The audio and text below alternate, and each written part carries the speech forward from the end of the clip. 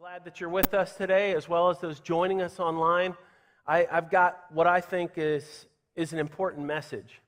It's called "Riding the Storm Out." Now, that's not just a great song from the 1980s, right? "Riding the Storm Out," but this is about something bigger, and I want to talk to you today about storms, because everybody has storms coming into their lives. You might not be able to believe it, but it was 5 years ago, this month, 5 years ago, when those tornadoes hit Tippecanoe County. Those schools were knocked down, basically, and we were welcoming from November, the end of November until the end of May the next year, welcoming 800 students and their teachers here every school day. It was a really crazy period, but those storms kind of opened a God-sized opportunity for us as a church in our community. But here in the Midwest, of course, we welcome storms all the time, and I love to just watch thunderstorms roll in. I even enjoy snowstorms and blizzards. I just don't like to clean up after them very much. But it's a powerful thing to watch and be a part of. And you know what's interesting is that the Bible is filled with literally dozens, maybe scores of stories that involve storms. That storms are kind of an important part of the Bible's narrative, if you will. And storms, they're something that are so key to the biblical story, and they're key to our lives. When storms hit our lives, some significant things can happen. And the reason why I'm talking to you about this today is because I really feel like God wants me to share with you out of my own experience of what's going on in my life. My wife, Tracy, many of you know, she's battling with a recurrence of breast cancer. Right now, she's going through radiation therapy. Many of you ask me how she's doing. She's had 22 treatments so far. She has 8 left, and now is the time when it's growing more difficult for her. She's in a lot more pain and discomfort, and so if you can think to pray for her, please do. But I want you to understand, it's a storm in our lives anyway. Even though we know that God is there, it doesn't make it all just go away or all make it just roses. And today, I want to talk to you about storms, and as I think about the kind of storms that hit our lives, for one, there are 4 different kinds of storms that I could think of. For one, I think of natural storms. So storms are kind of a natural part of nature, right? It's the natural cycle that we experience storms. They make up for droughts. They reshape the landscape. There are all kinds of things that storms do that are important. They're part of how things are made up.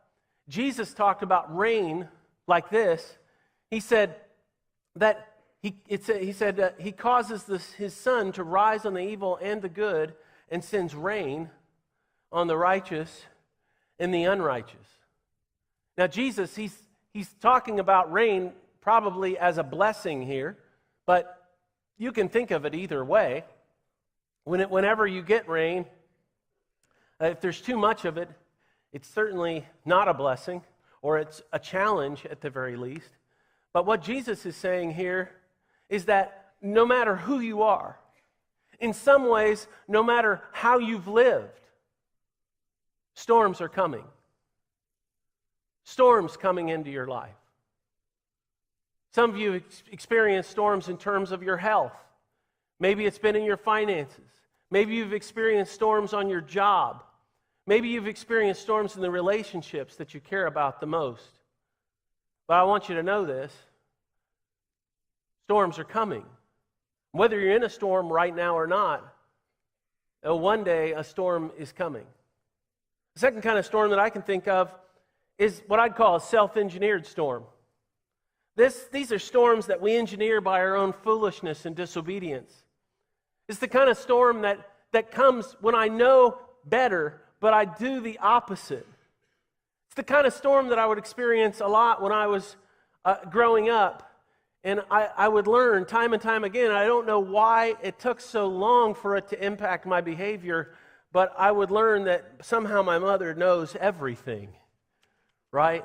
I'd be choosing stupid things and thinking that I could keep it a secret, but I couldn't. That's a kind of self-created storm. I think of Jonah, prophet in the Old Testament. God said to him, go to the great city of Nineveh. Nineveh is now, it's located in what is Mosul, Iraq today. Maybe you've heard of Mosul. And he says, and preach against it because its wickedness has come up before me. Nineveh was one of the most cruel places in the ancient world as Jonah was living. And certainly they were people to be feared. It says, but Jonah ran away from the Lord and headed for Tarshish. Tarshish is in modern day Spain, okay? He headed the opposite direction. It says he went down to Joppa where he found a ship bound for that port, and after paying the fare, he went aboard and sailed for Tarshish to flee from the Lord. And look what happened. A self-engineered storm came. The Lord sent a great wind on the sea, and such a violent storm arose that the ship threatened to break up. We do that sometimes. Sometimes we know that what we're doing is going to cause us trouble, and we do the opposite. And there's kind of no one else to blame. I think about people who I know who out of desperation have been caught in addictions, whether it's been to gambling or drugs or alcohol or something else, and because even though they knew that they had these problems and they just felt that they could never ignore it, they ended up wrecking their life. Many people in those situations, they go on to blame God. God didn't set up that storm, but I do think that's an important third kind of storm to observe, and that is that there are God-appointed storms. God-appointed storms. That is to say, there are storms that God sends us for growth. Jesus, he commanded his disciples to go and get into a boat. In Matthew 14, he said, go and get in a boat, go to the other side of the sea. And it says that later that night, he was alone by himself. He was by himself to pray. And later that night, he was there alone. And the boat was already a considerable distance from land, buffeted by the waves because the wind was against it. And because the waves were against it.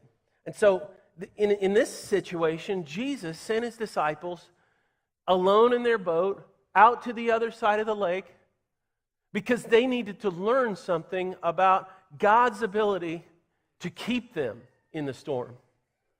God sent a storm along so that the disciples would grow in their confidence in Jesus' power. You know, the same is true for you and me. Sometimes God-appointed storms visit our lives. Sometimes God has it in mind that it would be a good thing to cause our water to be really wavy and rocky.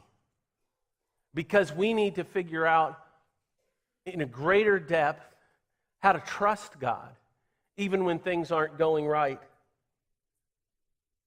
Sometimes people have asked me if I think that my wife's cancer is from God. No, absolutely not. I don't think that my wife's cancer is from God. I don't think any of the pain that she's going through is from God. But I want you to follow my thinking here. God nonetheless has ways that he wants to perfect my wife and me. And he can even use this ugly storm we're going through to do it. There's a fourth kind of storm I can think of. And that storms others dragged us into. Storms that others dragged us into. And some of you are sitting there and you're thinking, that's right, I hope she's listening. I hope he's listening. You're thinking about the person who's closest to you in your life. You're thinking about the storms maybe like that have been brought on you because of their decisions. And sometimes, really, that's the way that it is. Often these storms happen in the context of work or in school when you're dealing with other people and their decisions impact you negatively. You find yourself maybe without a job, or you find yourself as the person who's bearing the brunt of the hardship because of somebody else's decisions. That's the kind of storm that we're going to focus on a lot today. It's found in Acts 27. Paul went through a storm like this. I don't think I've ever preached on this passage, Acts 27, but it's a great story. Paul was put onto a ship. It says they were going to sail for Italy. The time of the year was about October, November. That's when the weather changed across the Mediterranean Sea, still does. And they kind of stopped their sea travel during the winter, late fall and early winter, on the Mediterranean Sea. But they've decided to head for Italy. They're like, well, things still look good out there. We're going to head out in the open sea. It says Paul and some of the other prisoners were handed over to a centurion named Julius, who belonged to the imperial regiment. They were handed over to him, and it was Julius that dragged them into an epic storm. And that's often how it happens for us. Sometimes a storm comes into our lives, and it's because of the person that we're walking closely with, or people that we're walking closely with. We get dragged into a storm. And what I want to do with this story is I just want to focus on what we can learn about storms, how it is that we react to the rain, how it is that we react to the storm. First thing that I'd say that we learn from this story is that often when a storm strikes our lives, we flounder. We kind of don't know what to do. Sometimes, as I've dealt with people as a pastor, I've dealt with some very successful people who somehow they've gone unscathed their whole life in going through any kind of crisis or need. Everything's worked out well for them. They got into the best schools. They got the best job. They've had unimpeded success their whole life. And then when a storm strikes, they completely don't know what to do because they're like, this has never happened to me before. Things like this don't happen to me. Well, let me just be clear. Stick around long enough in the world and you'll be stuck in a storm. A storm is coming. But for too many of us, when we're stuck with the storm, we get frozen. We just kind of go with it. We just kind of let the wind throw us all over the place. And that's what happens in this story. Down further, there in Acts 27, verses 14 and 15, it says, before very long, a wind of hurricane force called the Northeaster swept down from the island, and the ship was caught by the storm and could not head into the wind. So we gave way to it and were driven along. Sometimes when you're caught by a storm, you find yourself just being pulled by the power of that negative thing that's going on in your life. Another way that we react to the storm is that if you're in the storm long enough, we start to take desperate measures. We take desperate measures. In this story, in verses 16 to 18, look at all the measures they took. As we passed through the lee of a small island called Cauda, we were hardly able to make it to the lifeboat, make the lifeboat secure, so the men hoisted it aboard. Then they passed ropes under the ship. I want you to understand what's happening here. They passed ropes under the ship. They didn't have a mechanical apparatus for this in the first century, and so what happened was they had divers who would take the ropes and they'd dive into the water and they'd swim under the boat and bring it up on the other side. it was a perilous thing. Many people died doing this. Normally they use slaves for these jobs. And yet because they were absolutely freaked out by the storm, and they were feeling like their ship was going to just pull apart, they decided they need to make it secure. Remember, it's made of wood. They're going to make it secure with these ropes. And so they send these divers off. They want to hold it together. And then it says, because they were afraid, they would run around on the sandbars of Syrtis. And they lowered the sea anchor and let the ship be driven along. We took such a violent battering from the storm that the next day they began to throw the cargo overboard. See, there were 276 people on this boat. Most of them were prisoners. They were headed to Rome, but they also went there and they took a lot of cargo, grain, rice, other goods from the eastern part of the Mediterranean Sea, and they were bringing it to Rome. And there was plenty of money to be made, of course, in that kind of endeavor. And because the storm struck in the way that it did, they started throwing their livelihood overboard. They started throwing all the profits they were going to make from this trip overboard because they weren't sure they would escape with their lives. It says on the third day they threw the ship's tackle overboard with their own hands. Sometimes in the midst of storms, we end up giving up significant things in our lives because we're trying to get clear of the trouble that we find ourselves in. This is something I've seen so many times in my life, particularly as a pastor, walking with people through difficult things. They start discarding the most valuable things only to wonder when they're past it why they gave up on their family or their marriage, or why they ran away from the business at a point when it could have been turned around. Or they wonder how on earth they made the decision to stop trying at anything because things could have turned out differently than they did. This is what many of us do. We take desperate measures when the storm strikes our lives.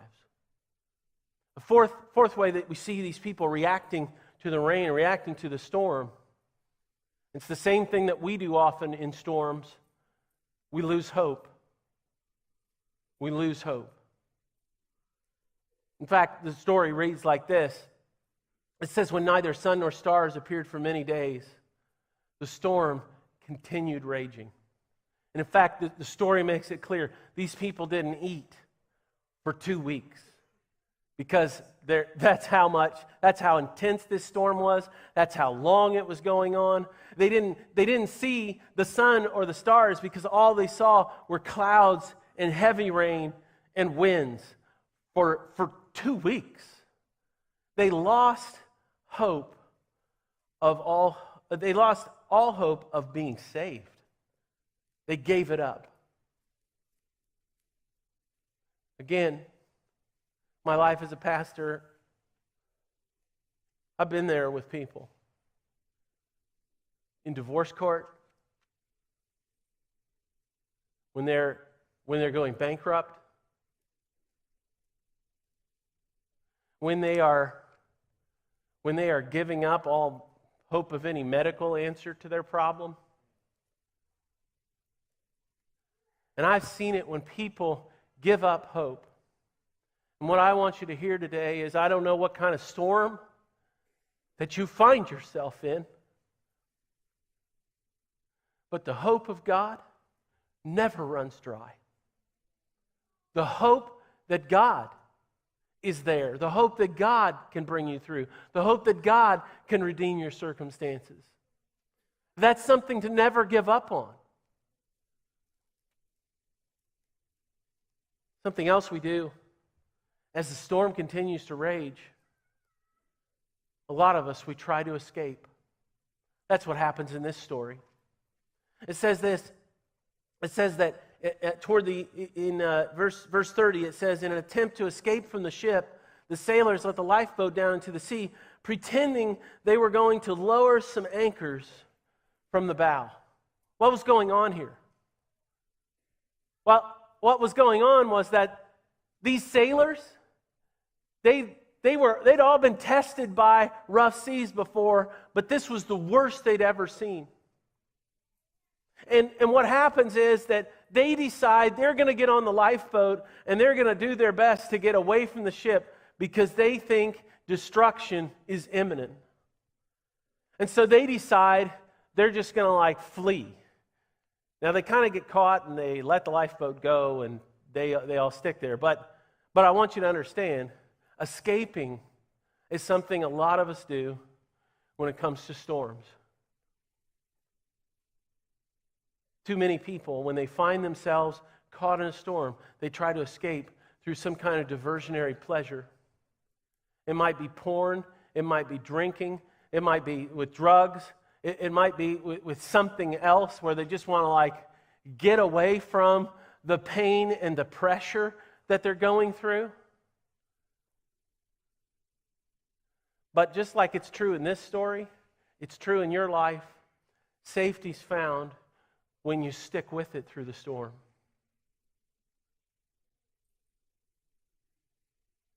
At the end of this story, we find Paul. He's the only one really who's remained strong. All this ship, they've all lost hope. This ship is kind of giving into the idea, everybody on the ship's giving in the idea that they are going to perish out here. They never should have left the port. But Paul has heard from God from the start. In fact, before they left, Paul warned them, don't leave. You're going to experience great loss. Don't leave the port. They didn't listen to him. And then as the storm hit and everybody's being ravaged by this storm, the Bible says that an angel appeared to Paul. Now, angels don't really appear a lot in the Bible. If you just kind of have a cursory understanding of the Bible, you kind of think they do because angels are there at Christmas, angels are there at Easter. Wow, angels are there a lot. But actually, there aren't a lot of appearances of angels in the Bible. But this is one of those times, and Paul is praying on the ship, and an angel appeared to him and said that everyone would be safe. And his words are words that we need to hear today. Verses 22 and 25 of Acts 27, it says, but now I urge you to keep up your courage, because not one of you will be lost. Only the ship will be destroyed. So keep up your courage, men, for I have faith in God. Keep up your courage, for I have faith in God. Do you hear what it was? One person's faith saved the rest of them. When you go through the storm, You're keeping your faith in God's ability. It's the thing that's going to help you to ride that storm out. Now, I've said to you, you're not going to avoid storms. I don't come to you with some happy message that if you do X, Y, Z, you're never going to have a storm in your life. There are going to be times in your life where you're going to want to give up. There are going to be times in your life where you're going to want to try to escape. There are going to be times in your life where you want to flounder. But what I want to encourage you to do today is to keep your faith in God. The bottom line for us today is this: strength in the storm is ours when we trust God. Strength in the storm is ours when we trust God.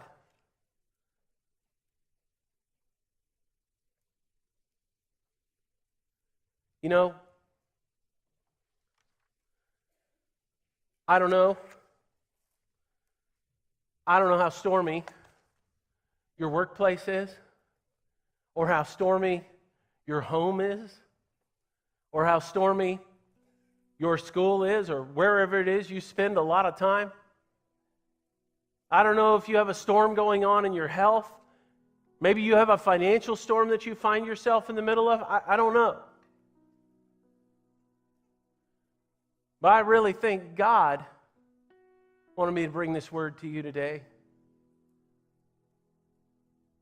so that you'd turn yourself over to Him, over to His good graces.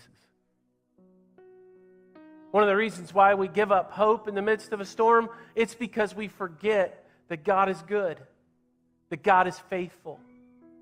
It's because we forget that God causes good things and beautiful things sometimes to come out of storms in our lives.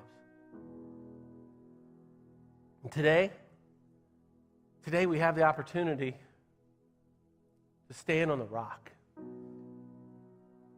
to put our faith and our trust in the one who can see us through.